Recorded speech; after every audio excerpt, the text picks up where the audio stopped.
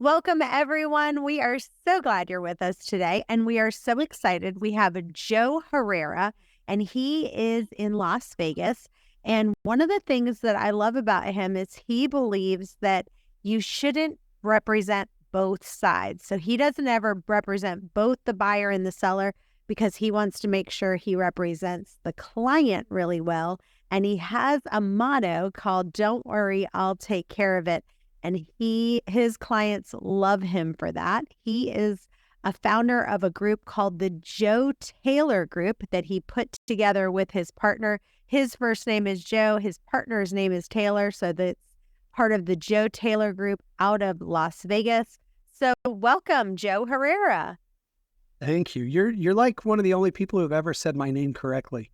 I have worked with Chris Smith for 10 years, and he still calls me Joe Herrera, no matter how many times I correct him. So thank you. That's funny. Well, one of the things about you is that you are an amazing lead generator. And so right now people are dying to get more leads. And so I wanted you to kind of share your screen and kind of talk a little bit about some of the things that you've done to really master lead generation. Yeah. So what's funny is, and I was just going to pull it up. I don't know if you guys follow Jimmy Mackin on Twitter, but he sent out a tweet yesterday that said, "A listing agent who can attract buyers is unstoppable." So think about that for a second. Like, if you specialize in listings, which is wonderful, especially heading into July and everything else that's coming, that's awesome. But you have the ability to attract buyers to your listings. And so our whole listing or lead generation stuff came about in 2012. Taylor and I sold a real estate brokerage. I was really burnt out in real estate. At that point, I had been in the industry for 10 years. And he kept our team running. I had an idea for a social media application in the social media space, having nothing to do with real estate. But through that process, we raised $1 million. We partnered with really cool people like Shaquille O'Neal. We failed. Most painful business experience of my life.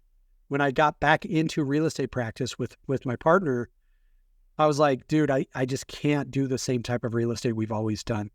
I don't even know what we did for lead generation those first 10 years, to be honest. Well, I should say the first 7 years of our team, 8 years. I think we did some magazine ads. I think we bought a little bit of Realtor.com and Zillow. But when I got back into it, we decided to just do it ourselves. We had some success on Craigslist. So we were old Craig Proctor guys, if anybody knows Craig Proctor out of Canada.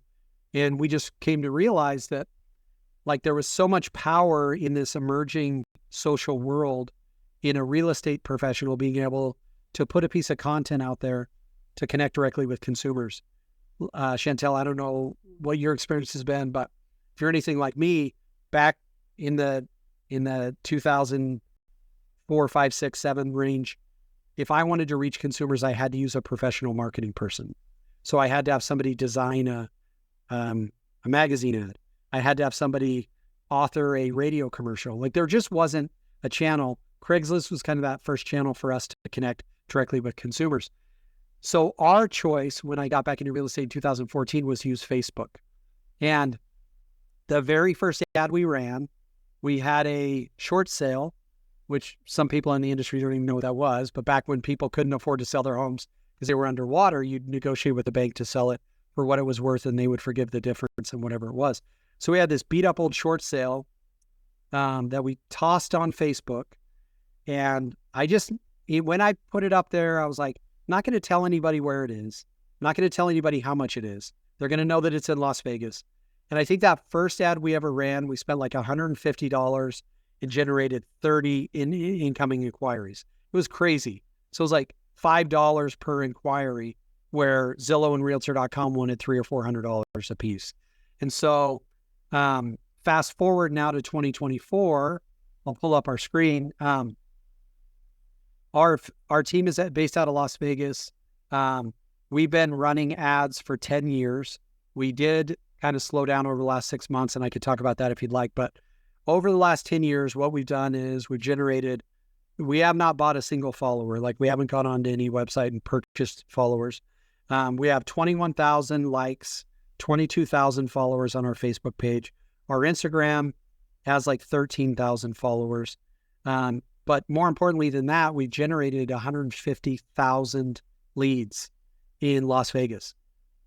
So one thing that's so powerful about that is thinking about moving forward, and why you guys should really be considering being independent in your lead generation and focusing on hyper-local leads, is if it becomes true that the vast majority of compensation is going to end up in the hands of selling agents, listing agents, and buyer's agents are going to have to fight harder for their compensation, then truly the person that controls the listing is going to control the comp. Well, here's what happened last week. We took a listing on a property that is pretty much, I call it a crack house, not because people do crack in it, but because it is crack to home buyers in Las Vegas. Like, in Las Vegas, people want a half-acre lot at least. Over here, you can see the RV parking. They want a 3-car garage. They love one-story properties, and they want a pool and a spa. Like, today's actually really nice in Vegas, but generally it's 115 degrees in the summertime. Like, you have to have a pool and a spa. So this house for Las Vegas, the flooring is a little bit outdated. The kitchen's a little bit outdated. But this house in Las Vegas is everybody's dream house. Everybody wants this thing. And so the story that goes is, this is a friend of my business partner, Taylor's. They have a number that they want to hit. I think their number is like 1.4 million. They're like, if we can't get 1.4, we're not going to sell. The house is really worth like 1 or 1.1. And we've all taken these listings before. So then the question is, after professional photography, we did a broker open house. We spent like $600 to have a taco guy there. Like, how could we possibly get any of our money back, knowing that the likelihood that this property sells is probably pretty low? So my team talked me into running an ad on this property again, because over the last 6 months, we've slowed down just because with increased interest rates, there's been less buyer interest.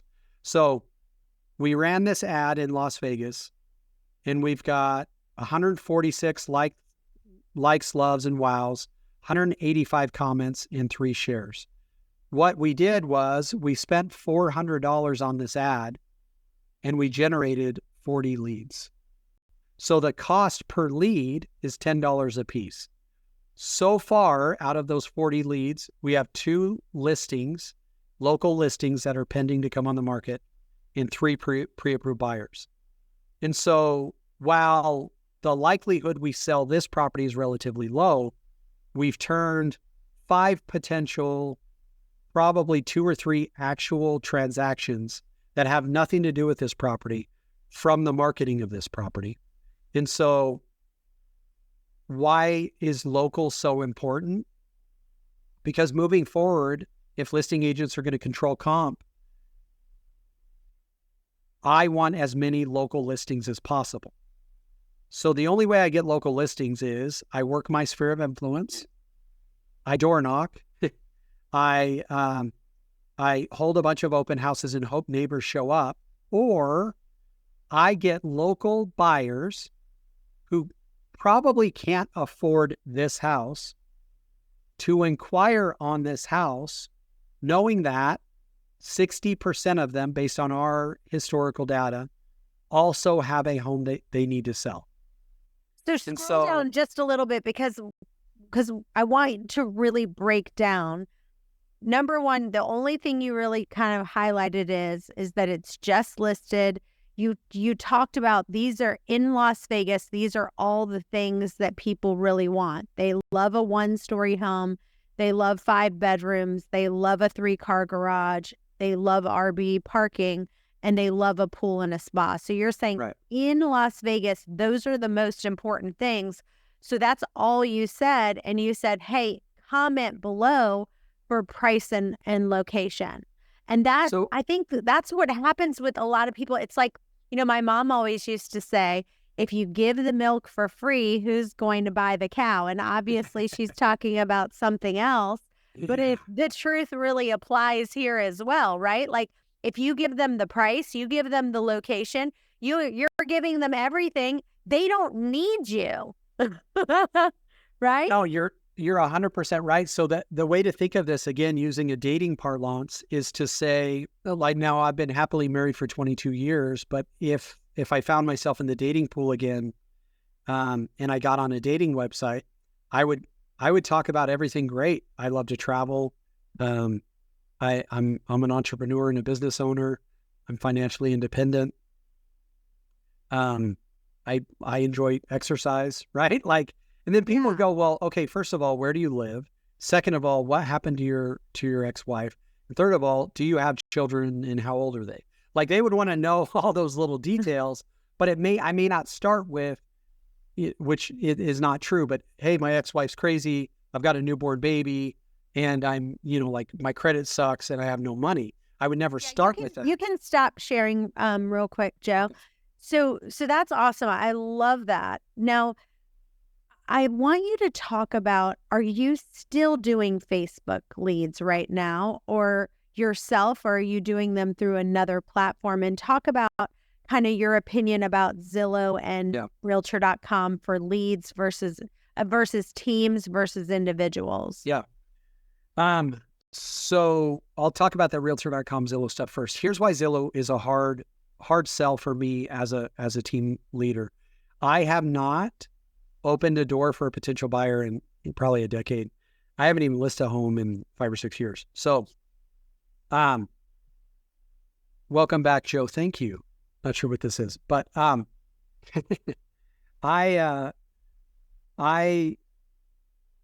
have a hard time making the economics of Zillow or Realtor.com work, because if I'm paying $400 per lead. Hey, Joe, you're sharing your screen. Can you stop sharing? I'm not sure how. Joe, that's another. Joe in Illinois is sharing his screen. Sorry, go ahead. So no problem. Let me just walk you through the economics of this. So if Zillow's published, their published lead conversion rate's like 3.5%. But I'm just going to give them 5%. And this may get geeky for a second, but it's worth knowing. If Zillow's closing rate is 5%, if I wanted to generate 5 closings, I would have to generate 100 leads, right? So 100 leads times $400 is $40,000 in spend as a team leader. Now, if I said those 5 leads that close average, let's just say for fun, $12,000 commission, 12,000 times 5 is 60,000. Now, if I'm not closing these, they're being closed by my agents. We've had a hard time in Las Vegas getting real estate agents that are willing to really work hard for less than 50%. So if I take this and divide it in half, it's $30,000. So if I spent $40,000 to generate the opportunity, my agents would be happy because they would make $30,000. But Taylor and I just lost $10,000 in doing that. And so if it costs me 100 times 10, I've spent $1,000 to generate that same 60,000 that I give my agents 30,000 of. Now my profitability is 29,000. So that's, for me, why it's so important to keep it in-house. Are we still doing it? That ad I ran, full disclosure, was my first ad we've ran since like November of last year, because there's a difference between proactive and reactive buyers. But I'll tell you, that ad we ran is getting us thinking about doing it again. We signed a deal with a lead generation company, primarily for our investment business. So Taylor runs our investment wing, and they're getting us a lot of cash offer type of leads that also there's some buyer leads that come in. And so we haven't been doing our own lead gen because this other sources. What was the name of the other company that you're using? Realty.com. Oh, so Realty.com is the name of it? Yeah, Realty.com. So we've been working with Realty.com in Vegas and in a bunch of other markets, because our investment company is, we're in like 7 different markets with that. So we haven't needed our own lead generation source in-house. But seeing what we did last week, will probably get me back into the game. Now, someone asked if I do it myself. The reality is, no, I haven't for the last 2 or 3 years, but I always do it in-house. Like, we've got Ryan that sits in the office next to me. We've had him do it for a while. It's very laborious. And so if we get back into doing it more actively, we will have somebody, because you have to babysit the ad. There's a whole bunch of things, right? Like if you're not telling people how much it is and where it is, you're going to get a ton of comments, and all the comments are going to say, how much is it and where is it? So somebody has to be there. Respond. Someone has to respond. Yeah. So I want you to kind of talk about this whole idea of reactive versus proactive when it comes to real estate leads. What do you mean by that? So a Google lead, a PPC lead, a Zillow lead, a Realtor.com lead is a proactive lead. Generally speaking, they went on Google and they searched, Jimmy says Nashville's a great market. So they go into Nashville and they say, Nashville homes for sale. They're proactively searching. Realtor.com. Somebody opens up the Realtor.com apps and says like, hey, show me all the properties for sale, 400 to 700 in Nashville. That's a very proactive activity. Social media is very reactive, meaning there's a good and a bad to it, but many of the people that inquire on our properties didn't wake up that morning looking for a home to buy. Generally speaking, they've been nagging their wife for years because they want to get a boat and they don't have anywhere to put it on their property because their house is too small, whatever. Then they see the RV parking and then they tag their wife like, Julie, look at this. And like, it's got all the RV parking, we could get our boat, whatever. That's a very reactive activity. So here's the good side. The good side about reactive leads is you generally get them before they ever end up on Google or Realtor.com. So you're not competing with other real estate agents. The bad part about it is they're usually younger in the cycle because they're reacting and not proacting. Their conversion time is a little bit longer. So like you get a come list me Zillow lead, you might have that listing in 2 days. If you get somebody that inquires on a property for sale on your Facebook page, they may also have a home they need to sell, but you may not do any business with them for 3 months. I want to tell you, one of the reasons why I joined and I just love Canzel is that I can get 100% commission, I get revenue share, and I get stock. I am making thousands of dollars every single month in revenue share and stocks. And I now don't have to work nights and weekends on real estate anymore. You know, I've actually never been to a real estate agent's retirement party, and I want to be the first one that people are coming to at a young age. And I want to share with you some of my favorite resources. So if you go to joincanzel.com/free, there's a couple that I want you to download. One is a 20 free lead generating PDF. It's going to help you generate leads for free that you can download, as well as there's one on how to double your business. I don't want you to miss it. Go download it today. joincanzel.com/free. So here, let's talk about someone who is in a dry spell right now. Okay. So for example, let's say that someone's like, I don't have any listings right now, and I don't even have any to do. What about the idea of where someone could come to another agent and say, listen, I would love to promote, let's say they're at XYZ real estate company, and you would say, hey, I saw that listing. Would someone had called our helpline and asked a couple times, you know, can we promote this listing for you? We always say yes. Like, we're always like, absolutely, you're welcome to do it. And most of the time agents do.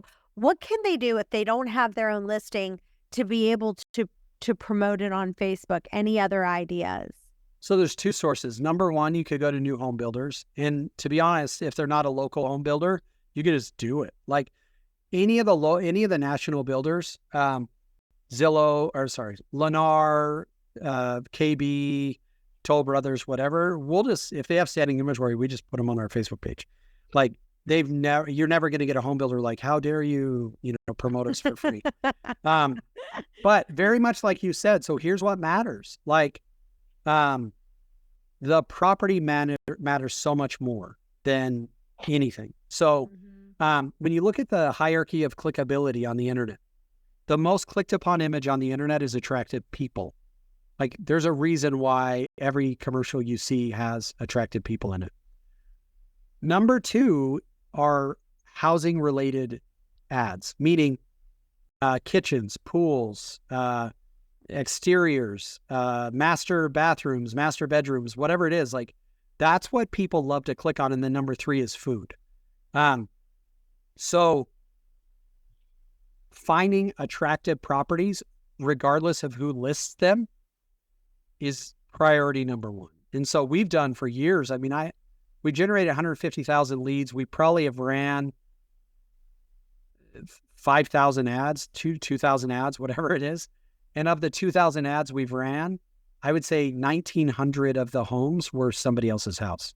And so we just reach out to people just like you and say, hey, I'm not sure if this is for you or not sure if you're okay with this, but we'd like to promote your ad on our Facebook page.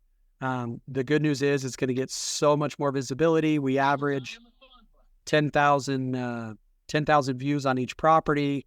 My goal is to bring you a buyer. Some people tell us to go take a hike.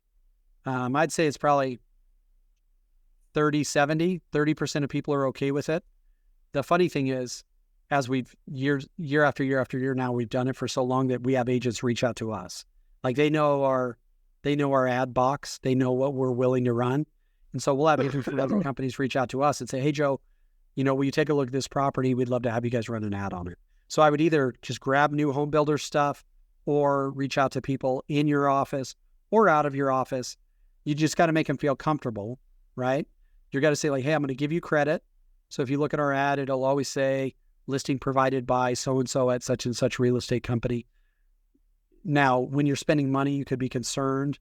If I tell people this is Jimmy Johnson at Keller Williams Realty and I'm at Coldwell Banker, you could say, wow, they may just call Jimmy Johnson. People are not that proactive about this. They'll literally just comment. I don't even think you need to. I mean, I think that every state has their own rules around attribution. Yeah, that's true. So back to, I think one of the other things is, you can actually also make ads with like pools. Like you can find some stock photo of like some incredible pools. Yeah. And you can say something like, we just had 5 new homes that just hit the market. Figure out how many that just came on the market, right, within the last week that had an amazing pool. If you want an amazing pool like this one, I'll send you the 5 homes that just popped on the market. Something along those lines. Talk about how you can do that with like a generic, I mean, in the wintertime, you could do like a fireplace or a first floor bedroom like that. For us, what I'm seeing around here is a lot of people are having mother-in-laws move in. And so they want like either a master bedroom on the first floor or a house that has a mother-in-law suite. That's kind of a hot button around here. So doing some kind of post like that, getting a stock photo with a picture that has maybe a mother-in-law suite, looking for the new homes that just got listed with a mother-in-law suite. 5 of them came on. Let me know if you want them. How could they do something? Any other ideas on that? No, you could. So Scott asked about how I structure my ads. So we've done carousel ads. You could hire companies that'll do carousel ads for you. Ylopo is one of them. The only thing I'd be cautious about is let's say I'm like, all right, I want to target. So let's get into targeting, but I want to target people whose mother-in-law is coming to live with them. And so I'm going to find like an angry old lady and I'm going to put it up there, right? We're such visual creatures and our attention span is so short that if we pick an image we think describes what we are doing, people will just misunderstand it. So like if I'm scrolling through Facebook and I see angry old lady with her fist up and the ad copy says like, is your mother-in-law coming to live with you? Like I can find you, blah, blah, blah. I'm probably not even going to get to the ad copy. I'm going to assume it's like a dementia drug or a senior living community, right? Like I won't even get that deep into it. So again, with pools, I think it's a great idea, but keep in mind who runs ads that they traditionally see with pools right now. Pool companies. Now you may still get there with them. Who runs like front of the property with a carousel ad of different pictures, only real estate agents. So like, that's where we've gone. How do we structure our ad? How do we target? So you and I, before we got on, Chantel, we're talking about targeting and how targeting turns so many people off on Facebook. Here's how I target down. Everyone that lives inside the geographic location of Las Vegas. That's it. We don't look for yoga wives who are married to surgeons. We don't look for firefighters who have every Thursday off. We don't do any of that stuff. We literally we let people weed themselves out. So like what I've learned is home buyers have about a 25% higher than ability appetite for real estate. So if I market a $1 million home, we will get a whole bunch of people who can afford $600,000 to $800,000 asking about it. Because if they could afford $1 million, they either A, have already seen it, or B, they won't be impressed by it. Because every home you see that impresses you is more expensive than you think it's going to be. So like, we just let people weed themselves out that way. What we shy away from, because I just don't want to deal with them, we don't talk about credit repair. We don't talk about down payment assistance programs, because again, like you're going to attract the fish that you bait. And so our choice has always been, we want to bait,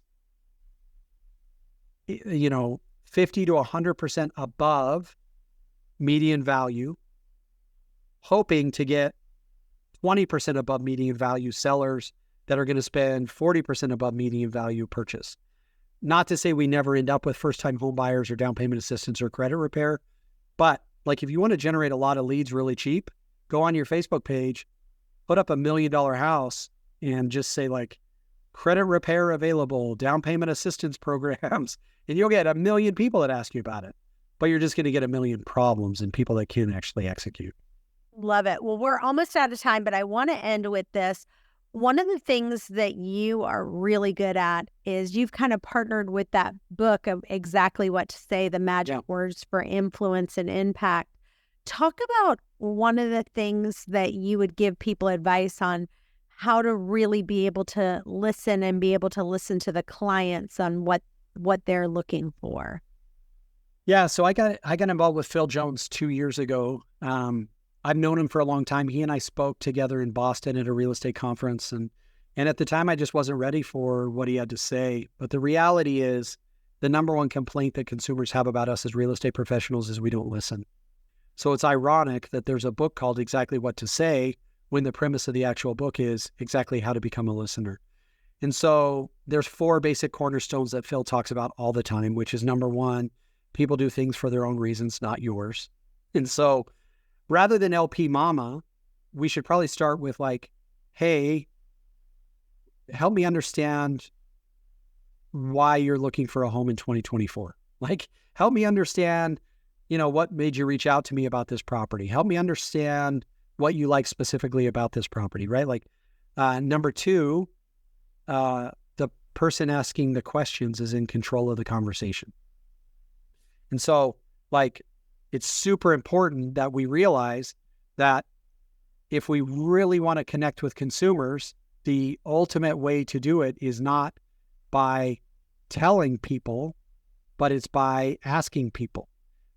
We need to be able to ask a whole bunch of questions to avoid getting into, I call it conversational claustrophobia, which will come if we get into a conversation we're not prepared for, or we are not able to facilitate. Now think about around compensation. So principle number 3 is the worst time to think about the thing you need to say is when you need to say it.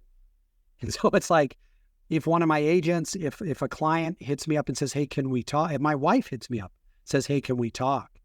My general response is absolutely. Help me understand what we're talking about so that I can prepare. Because I've noticed that if I'm talking to a seller who's unhappy their house isn't selling, I want to know why they think it's not selling and what their appetite is around change before I walk into an appointment, just start shouting at them my own thoughts and feelings. So number one, people do things for their own reasons. Number two, the person asking the questions is in control of the conversation. Number three, the worst time to think about what you're going to say is when you need to say it.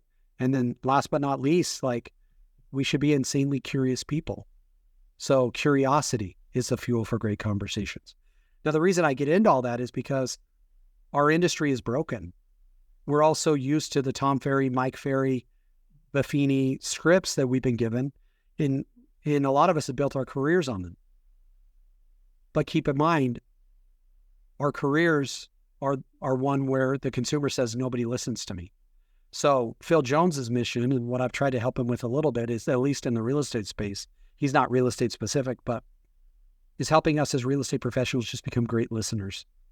And so the last thing I'll tell you is the adage that we've got two ears and one mouth, we should use them accordingly, is kind of stupid and annoying, but it's also kind of gives us a math equation for human communication. Like if you and I have a conversation around whatever it is, I would do well. Now, podcasts don't apply, right? Because I'm on here specifically to deliver content and information. But in a conversation, if I can get you to do 66% of the talking, my two ears, and only keep my talking to 33%, my one mouth, I'm probably doing a good job. And so if you do nothing else, if no one learns anything else from this, my hope would be next time you have a conversation with a buyer or seller, the game you play with yourself is, how can I get them to talk? How do I get them to talk about how they ended up where they are in that home?